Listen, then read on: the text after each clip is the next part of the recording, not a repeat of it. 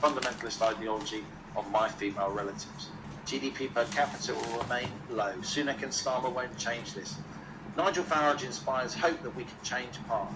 I think about leaving the UK if things don't change, as this green and pleasant land is being spoiled by a greedy elite. It's not xenophobic to want to not be a stranger in my own land. Immigrants can come, but they have to integrate. 20 million by 2040 won't help this. So everyone join the revolt on July the 4th, says Nathan. Put your X on your Reform candidate's ballot box. Vote Reform, says Nathan, to save Britain. I have to say, Nathan's email does reflect many that we've received at Planet Normal. Lots of young people saying, where are we going to go? I mean, that to me is very, very, very upsetting. On that bombshell, that's it from Planet Normal for another week as we leave our sanctuary of reason, our flying refuge of reasoned views. Email of the week, it's the co-pilot. It's going to go to Emily for her account of caring about her daughter. Almost certainly now they're not going to be able to afford to have this dyslexic little girl in the private school where she has flourished. What a shameful reflection on socialist spitefulness. So Emily, email us at planetnormal@telegraph.co.uk. Put in the subject heading to that email, mug winner. Give us your postal address down there in the West Country and we will send you a rare as rocking horse boo Planet Normal mug. And as we speed away from our beloved Planet Normal and the madness of Planet Earth comes back into view, thanks as ever to our fabulous producers, Isabel Bouchard, Cass Ho and Louisa Wells. Stay safe and in touch with us and with each other. Until next week, it's goodbye from me. And it's goodbye from him.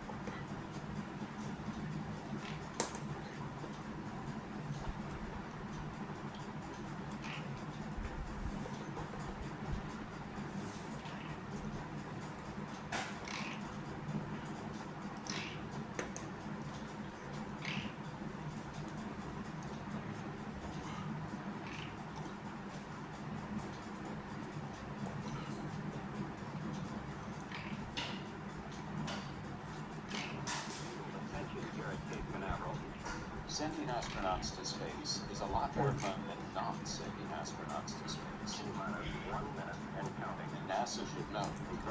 For decades, the country that landed 6 crews of astronauts on the surface of the moon is the undisputed leader among spacefaring nations. But since 2011, after the last of the great American space shuttles built, the U.S. has been completely unable to launch its own astronauts aboard its own rockets from its own source. Instead, we've become a grounded nation, a humble nation, reduced to hitching rides aboard Russian Soyuz rocket at $80 million a seat.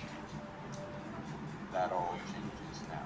When a SpaceX Falcon 9 rocket and Crew Dragon spacecraft leave the launch pad at Cape Canaveral carrying astronauts Bob Beck and Doug Hurley on May 27th, an entirely new chapter in space travel will begin. The launch marks the beginning of the age of commercial crewed flights, a great democratization of the space mission, with private companies designing and building and delivering 21st century rockets using 21st century technology and selling their services to NASA, leaving the space agency free to focus on its longer-term dreams of sending astronauts to the moon and Mars. SpaceX is not the only company that will be part of this grand new enterprise. In position to fly soon is Boeing's Starliner spacecraft, which will tag team with SpaceX in getting crews to and from the International Space Station.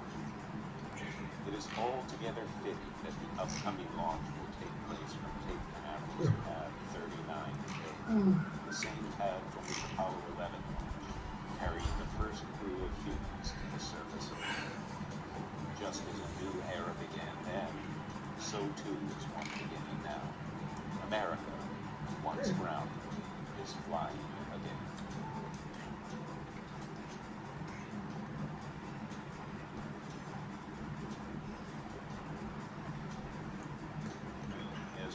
broadcast live from Kennedy Space Center in Florida. I'm Jeffrey Kluger at the Time Magazine headquarters in New York. It has been 9 years since the final flight of the final space shuttle, which means it's been 9 years since the United States has had the capability to launch its own astronauts or its own rockets from its own soil. That's the longest America has been grounded since Alan Shepard became the first American in space 59 years ago this month. In that time, America launched 6 one-person Mercury missions, 10 two-person Gemini missions, 15 three-person Apollo missions, and 135 missions of the space shuttle. Every single one of those spacecraft had something in common that they do not have in common with today's flight. They were effectively designed by NASA and then built to order by a company that hired to do the job. The SpaceX Crew Dragon vehicle that took astronauts Bob Behnken and Doug Lowe to space today will be the first privately designed and built rocket and spacecraft ever to fly from the moon. History will be made by the mere fact that America is getting back into the space game. And more history will be made by the fact that that feat will be achieved in so different a way. We have what's known as an instantaneous launch window at Cape Canaveral today. And what that means is when this rocket takes off, this rocket can take off at 3:22, period. It can take off at 3:22 and a half. It can take off at 3:22 and a third. That's because it has to rendezvous with the International Space Station, which is currently